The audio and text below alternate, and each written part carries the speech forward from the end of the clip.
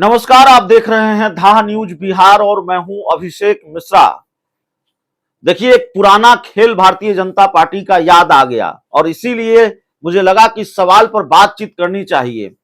इस बात की गुंजाइश को भी अब खारिज नहीं किया जा सकता कि हाजीपुर सीट भारतीय जनता पार्टी लड़ेगी।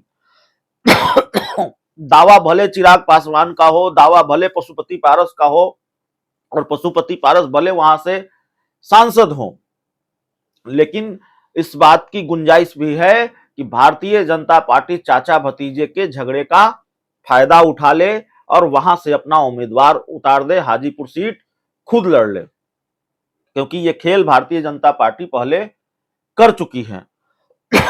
वो कैसे मैं बताता हूं, उसकी चर्चा करेंगे। थोड़ी खांसी है, माफ कीजिएगा, और चैनल भी जरूर सब्सक्राइब कीजिएगा। जो लोग वीडियो देख रहे हैं और बहुत प्यार समर्थन आप लोगों का मिल रहा है।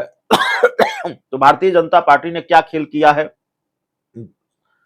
चिराग और पशुपति पारस के साथ इससे पहले, और क्यों हम कह रहे हैं कि बीजेपी भी हाजीपुर सीट लड़ सकती है, तो जरा याद कीजिए। बिहार में विधान परिषद के चुनाव, उपचुनाव थे। कुछ सीटों पर उपचुनाव था, कुछ पर चुनाव था। और क्या हुआ था विधान परिषद के उपचुनाव में? गया शिक्षक निर्वाचन क्षेत्र, जहां से एक सीट फाइनल हो गई थी, गया शिक्षक निर्वाचन क्षेत्र से यह तय हो गया था कि एनडीए कोटे से पशुपति पारस की पार्टी के उम्मीदवार डीएन सिन्हा चुनावी मैदान में उतरेंगे, चुनाव लड़ेंगे। सारी तैयारी हो चुकी थी। चिराग पासवान ने पेंच फंसा दिया, अड़ंगा डाल दिया और चाचा के हाथ में जाती हुई सीट फिसल गई। और फिर यह सीट न चिराग पासवान को मिली, न पशुपति पारस को मिली। मैं नहीं जानता कि पशुपति पारस से छीनकर यह सीट चिराग पासवान खुद लेना चाहते थे, नहीं लेना चाहते थे। इस सीट से अपना उम्मीदवार लड़ाने की उनकी दिलचस्पी थी या नहीं थी, लेकिन ना उस सीट से पशुपति पारस अपना उम्मीदवार उतार पाए, न चिराग पासवान उतार पाए। और यह सीट चली गई किसके खाते में? बीजेपी के खाते में।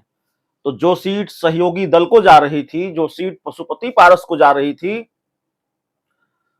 उस सीट पर चाचा भतीजे के झगड़े की वजह से, चिराग और पशुपति पारस के झगड़े की वजह से बीजेपी को फायदा हो गया। बीजेपी को एक सीट का फायदा हुआ। एक सीट जो देनी पड़ती उसको, सहयोगी दल के नाते पशुपति पारस को, वो सीट बीजेपी को नहीं देनी पड़ी और बीजेपी ने वहां से अपने उम्मीदवार जीवन कुमार को चुनावी मैदान में उतारा और जीवन कुमार चुनाव जीत गए। तो ये खेल उदाहरण है, और ये पूरा मामला, ये पूरा घटनाक्रम बिहार विधान परिषद का उपचुनाव उदाहरण है कि चाचा भतीजा अगर एक सीट को लेकर लड़ते रहे, दोनों के बीच अगर इसी तरह से तलवारें तनी रही, तो बहुत उम्मीद है, इस बात का अंदेशा है, इस बात का खतरा है कि हाजीपुर सीट छिटक जाएगी।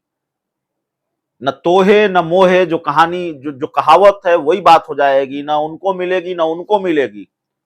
ये सीट बीजेपी के खाते में चली जाएगी और बीजेपी यहां से अपना उम्मीदवार उतार सकती है। भाई, बीजेपी की मजबूरी भी है, उसको बीच का रास्ता निकालना है।